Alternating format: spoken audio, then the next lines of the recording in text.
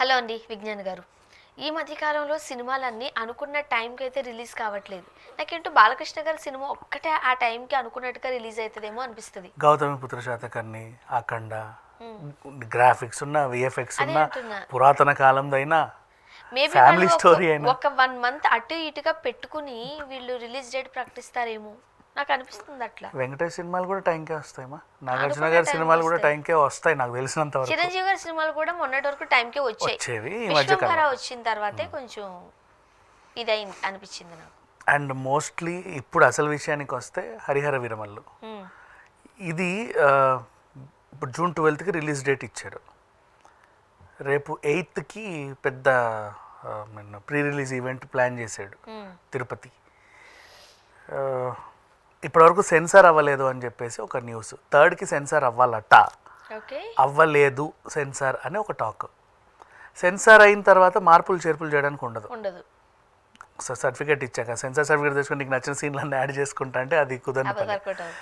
VFX graphics లాంటివి చేసుకోవచ్చేమో, నాకు అంత ఐడియా లేదు. బట్ నాకు తెలిసినంత వరకు చేయడానికి ఏం ఉండదు. మేబీ డైలాగ్స్ సీన్స్ పెట్టడానికి ఉండదేమో. Once it was the final copy అంతే. ఇంకా స్టాంప్ వేసి ఇచ్చిన తర్వాత నువ్వు మళ్ళీ దాన్ని మార్పులు చేర్పులు చేయొద్దు.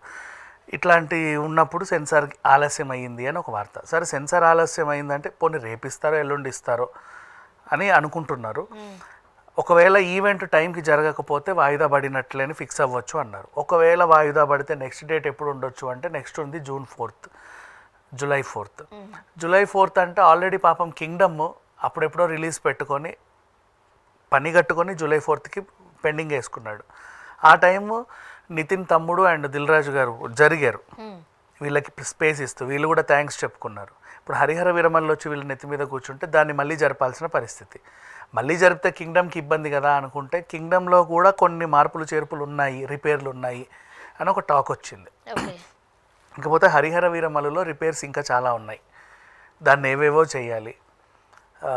విఎఫ్ఎక్స్ కొంచెం లేట్ అవుతుంది, గ్రాఫిక్స్ విషయంలోనే లేట్ అవుతుందనే ఒక టాక్. అనుకున్నంత ఇదిగా అవుట్పుట్ రాలేదు, మళ్ళీ పంపిస్తున్నారు అనేది ఇంకో టాక్.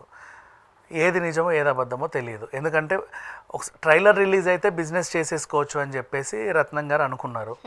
ట్రైలర్ రిలీజ్ చేశాడు, అనుకున్నట్లుగానే అది బాగా రీచ్ అయింది. అందరికీ కూడా ఒక రేటు చెప్పాడు, ఆ రేటు పడక కొంచెం అటు ఇటుగా ఆలోచిస్తున్నారు.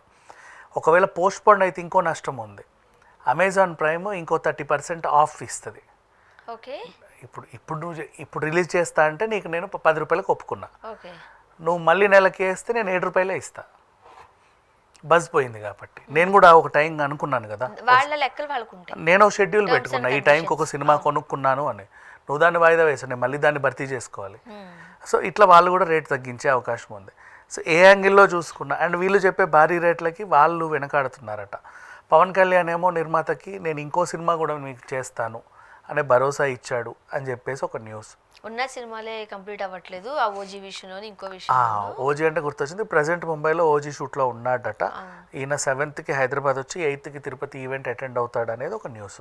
ఇన్ కేసు ఒకవేళ ఈవెంట్ జరిగితే, ఈవెంట్ నిజంగా జరిగి అనుకున్న టైంకి సినిమా రిలీజ్ అయ్యి అనుకున్నంత సక్సెస్ అయితే ఇంకా వీళ్ళకి ఇంకా ఏం లేదు, తిరుగులేదు. అంటే కంప్లీట్ పాలిటిక్స్లో ఉండేసరికి వీళ్ళు బ్యాలెన్స్ చేయడం కాస్త ఇబ్బందిగా అవుతున్నారు.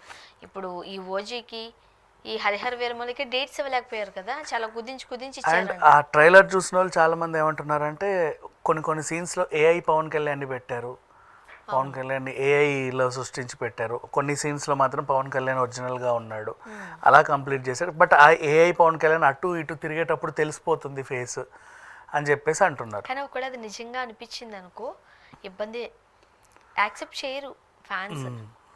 అంటే ఫ్యాన్స్ యాక్సెప్ట్ చేయరంటే కనీసం కొన్ని సీన్లు అయినా కనబడ్డాడు కదా అన్నట్లుగా హ్యాపీ ఫీల్ అయ్యే ఛాన్స్ ఉంటుంది.